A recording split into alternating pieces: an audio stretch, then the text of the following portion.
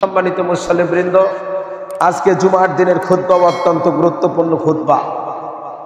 মানুষের মৃত্যুটা কারো জন্য হবে মায়ের কোলের সন্তান শিশু মায়ের বুকের দুধ পান করতে করতে যেমনি ভাবে ঘুমায় যায়, আল্লাহ রাব্বুল আলামিন কারো মৃত্যুটা এইরকম দেবেন। সুবহানাল্লাহ কবেন না?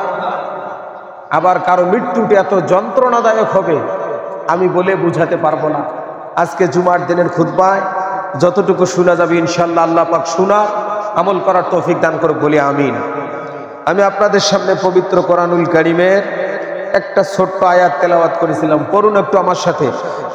আউযু বিল্লাহি মিনাশ শাইতানির রাজিম, বিসমিল্লাহির রাহমানির রাহিম।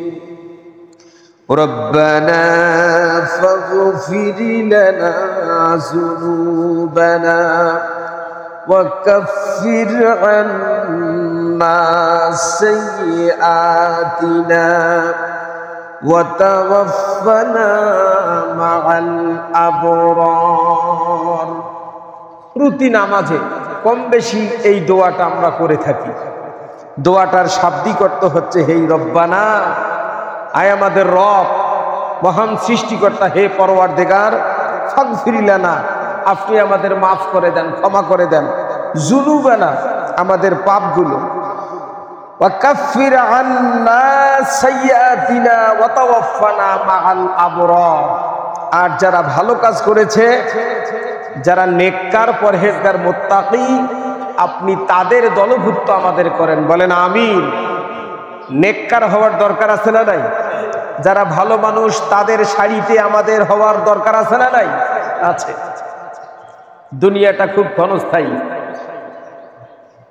প্রতিদিন রাতের বেলা ঘুমালে হয় হবে সকাল, না হয় হবে পরকাল। এর মধ্য দিয়া দুনিয়া চলছে, দুনিয়া চলবে। মনে রাখবেন, আপনার জন্য কোনো কিছুই থেমে থাকবে না। আপনি থাকবেন না, কিন্তু দুনিয়ার সব কিছুই থাকবে। এরপর ধীরে ধীরে একদিন সব বিলীন হয়ে যাবে। সম্মানিত উপস্থিতি, জুমার দিনের গুরুত্বপূর্ণ খুতবায় আল্লাহ পাক বললেন, রব্বানা ফাগফির লানা, আমার বান্দারা তোমরা আমার কাছে একটু দোয়া করো। কি দোয়া? যে আল্লাহ আমাদের অপরাধগুলোকে মাফ করে দিন। আমরাও দোয়া করি, প্রতিটা মুহূর্তে আমাদের দোয়া এটাই থাকবে, আল্লাহ যেন আমাদের বেঁচে থাকতে সমস্ত গুনাহগুলিকে মাফ করে দেন, বলেন আমিন। আল্লাহ যেন আমাদেরকে মুমিন বান্দাদের কাতারে শামিল করেন, বলেন আমিন। নেককার মানুষের মৃত্যু আর বদকারদের মৃত্যু এত ভয়াবহ, ভয়ানক বলে বুঝাতে পারবো না। একজন মানুষ যখন মৃত্যুর সম্মুখীন হয়, মালাকুল মাউত যখন আসে, হযরত আজরাইল, কথা শুনুন, আজরাইলকে দেখেছেন কেউ? কথা বলুন, দেখেছেন? দেখি নাই। আজরাইলকে, মালাকুল মাউতকে দেখেছিল প্রিয় নবী, বিশ্ব নবী, রাহমাতুল লিল আলামিন, ওনার একমাত্র কন্যা হযরতে ফাতেমাতুজ জোহরা।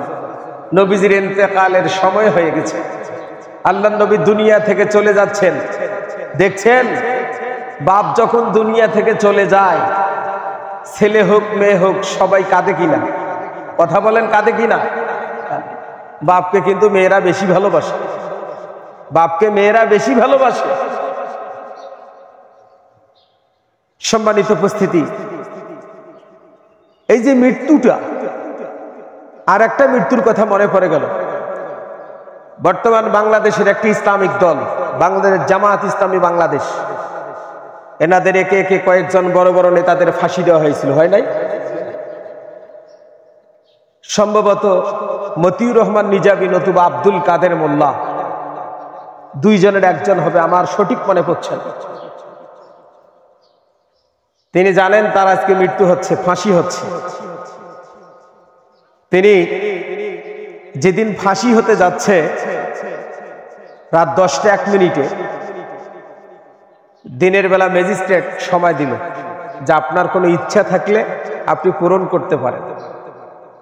স্ত্রী পুত্র সন্তানদের দেখা করার একটা সুযোগ করে দিল। দেখা করতে গেল পরিবার থেকে, পরিবারের যারা আছে, উনি ওনার কলিজার টুকরা সন্তানদের বলছে, তোমরা দেরি করো না, তাড়াতাড়ি চলে যাও। আমার জানাজা কোথায় হবে, দাফন কাফন কোথায় হবে, ব্যবস্থা করো। এটা কি সহ্য করার কথা? বাপ বেঁচে থেকে যদি তার সন্তানকে বলে, বেটা কিছুক্ষণ পরেই তো আমার লাশ যাচ্ছে, তোমরা জানাজার ব্যবস্থা করো, আবার কোথায় আমাকে মাটি দিবা, কবর প্রস্তুতি নাও, খনন করো। 2 ঘন্টা মাত্র সময়। আল্লাহ পাক তাদের ঈমান দিয়েছেন। কি ঈমান তাদের? স্ত্রী পুত্র সন্তান সব বাড়ি চলে আসছে। 2 ঘন্টা সময়।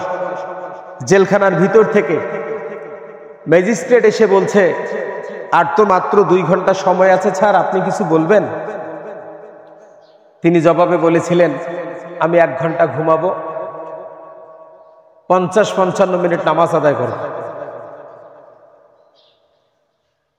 জেলের ভিতরে যারা দায়িত্বে আছেন তারা অবাক যে আপনি ঘুমাবেন 1 ঘন্টা, 2 ঘন্টা পরে আপনার মৃত্যু, ফাঁসি হবে আপনার, কেমনে সম্ভব? যাদের ঈমান আছে তারা কি মৃত্যুকে ভয় পায়? কথা বলুন, ভয় পায়? এটা একটা মৃত্যু। ফাঁসির মঞ্চে গিয়ে জেলখানার ইমাম সাহেব যখন তাকে বলেছিল, আপনি একটু কালিমা পড়ুন, তিনি জবাবে বলেছিলেন, আপনি আমাকে কোন কালিমা পড়াবেন? যে এই কালিমার কথা বলতে গিয়ে আমি ফাঁসির মঞ্চে, আপনি কি সেই কালিমা আমাকে পড়াতে আসছেন? এই কালিমা নতুন করে আমাকে পড়াতে হবে না। মায়ের পেট থেকে দুনিয়াতে যেদিন আসছি সেদিনই আমি পড়ে নিয়েছি, লা ইলাহা ইল্লাল্লাহু মুহাম্মাদুর রাসূলুল্লাহ। এই কালিমাকে জমিনে বাস্তবায়ন করতে গিয়ে আজকে আমি ফাঁসির মঞ্চে, আর আপনি সেই কালিমা আমাকে নতুন করে পড়াতে আসছেন। এটা একটা মৃত্যু। মানুষের মৃত্যু বিভিন্ন ভাবে হয়ে থাকে। রোড অ্যাক্সিডেন্টের মৃত্যু প্রতিদিন কম বেশি হচ্ছে। এই যে ইপিজেড আমাদের পাশে, এটা একটা আমাদের অহংকার, গর্ব। বাংলাদেশে চাকরির পত্রিকায় কোন চাকরিতে যখন প্রশ্ন আসে, উত্তরবঙ্গের কোনো প্রশ্ন না আসলে এটা একটা প্রশ্ন আসে, বাংলাদেশের একমাত্র বড় ইপিজেড কোথায় অবস্থিত? এই আমাদের ঢেলাফিট সৈয়দপুর নীলফামারীর, এই কথাটা প্রশ্নে দেওয়া আছে। আলহামদুলিল্লাহ কবেন না? এটা আমাদের অহংকার। আপনার এই ইপিজেড থেকে এক মা কাজ শেষ করে বাড়িতে যাচ্ছেন, গত পরশুদিন রোড অ্যাক্সিডেন্টে টুকরো টুকরো হয়ে গেছে। ইপিজেড যখন ছুটি হয়, আমি দেখেছি মানুষগুলো বাড়ি যাওয়ার জন্য তাদের দিক বিদিক থাকে না। তারা কাজ করার ফাঁকে ফাঁকে মাথায় গেঁথে রাখে, আমি এখান থেকে গিয়ে কি করব, আমার সন্তানরা কোথায় আছে, সংসারটা গোছগাছ করতে হবে, আমার গরু ছাগলগুলো কোথায় আছে। অথচ নিমিষের মধ্যেই একজন মা দুনিয়া থেকে চলে গেল। এটাই তো মানুষের মৃত্যু। মৃত্যুর 1 সেকেন্ড আগেও জানতো না মা যে তাকে এখানে টুকরো টুকরো হয়ে যাবে। সে জানতো?